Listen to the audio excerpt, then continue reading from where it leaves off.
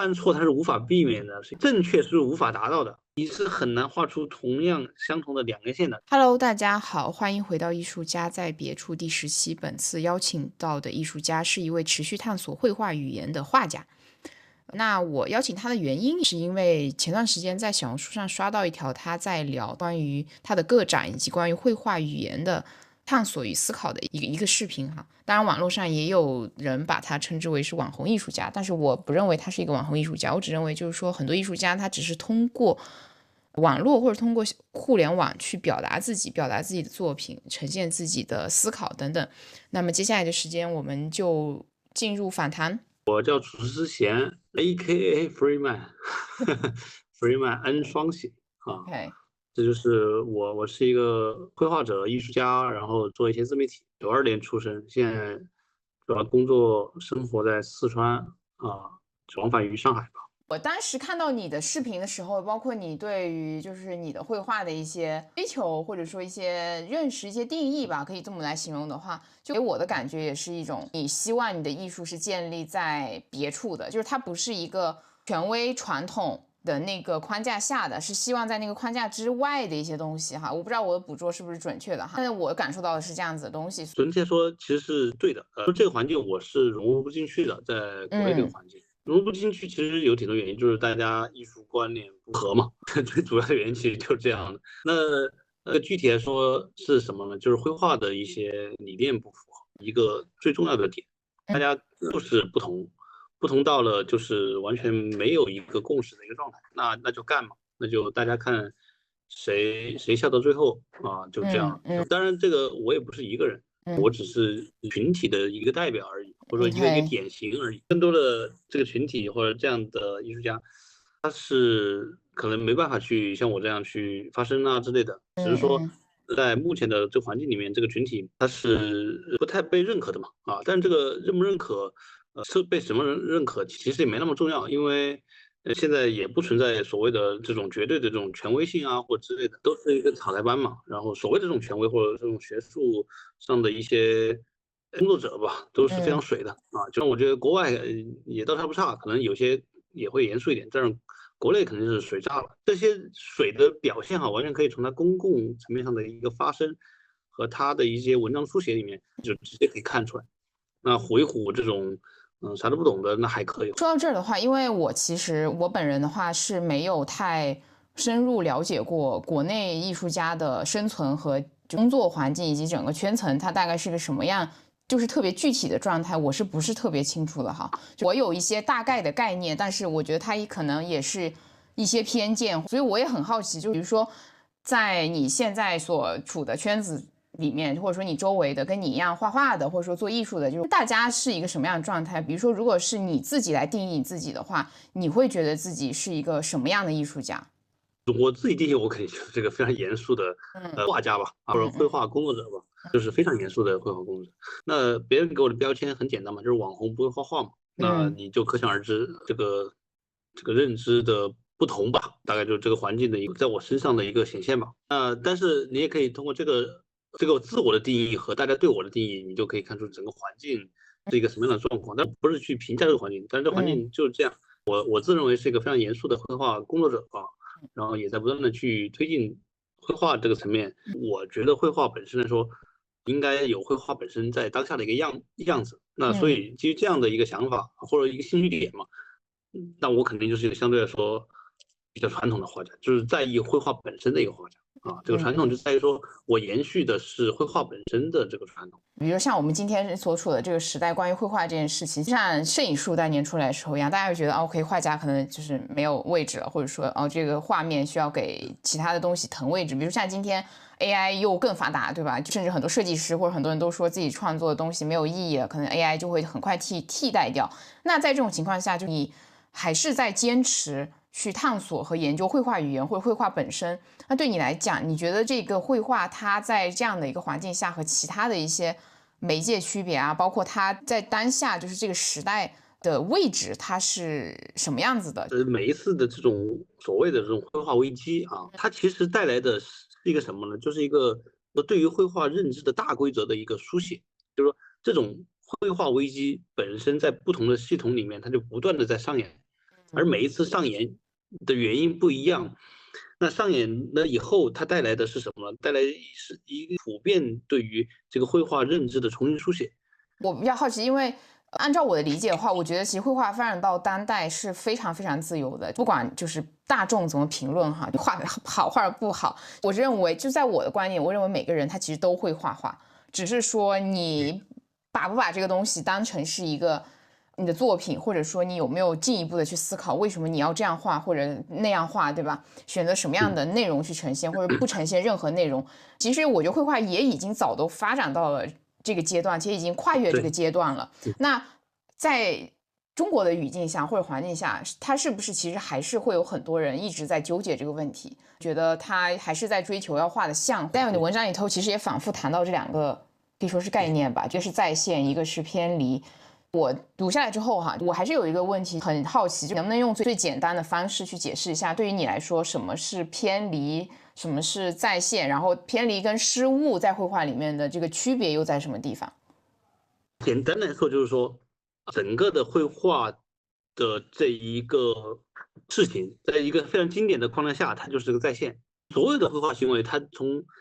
理论上或者从我的这个视角下，它都可以被理解为在线。就你无论画什么画，你以后画、前面画、AI 画什么东西都可以说是在线，对吧？对。那这个在线它不是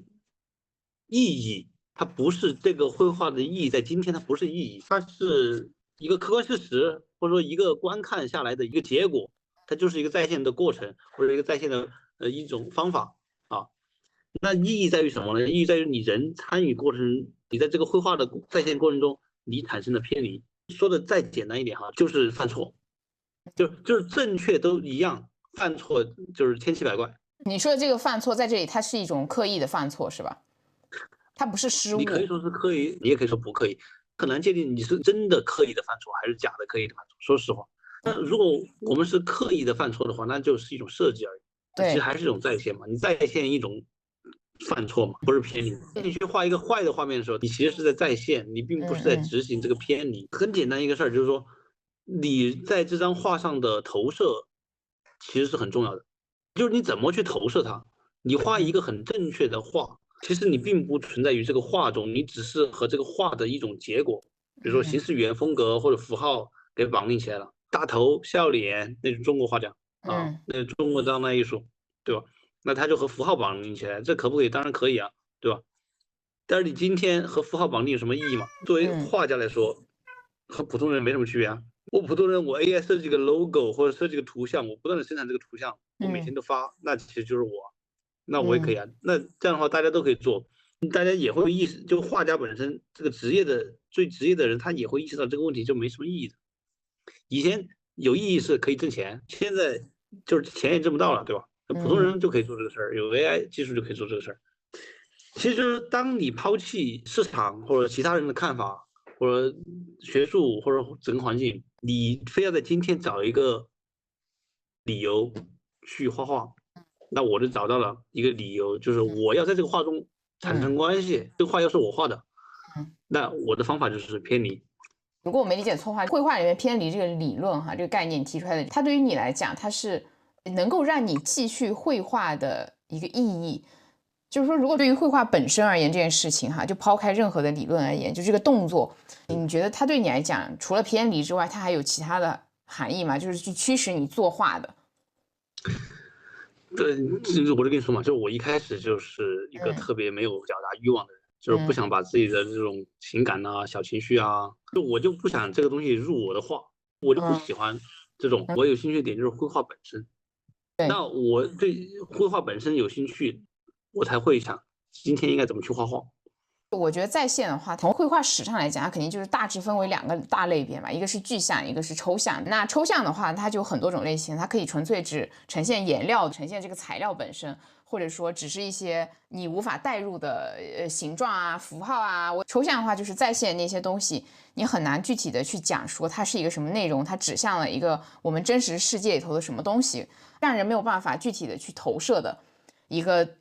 内容。理解绘画的时候，实际上大家会有两个角度，就是这两个角度肯定是会存在的，就是一个是观看的角度，一个是你绘画本身的角度。作为我来说，我意识到这样的一个在线和偏离的一个关系以后，它使我进一步认识到它实际上是有两种观看存在的，或者两种身份存在的。就一种是观看，你观看的身份它本质上就是一种在线，就你看什么都是在线，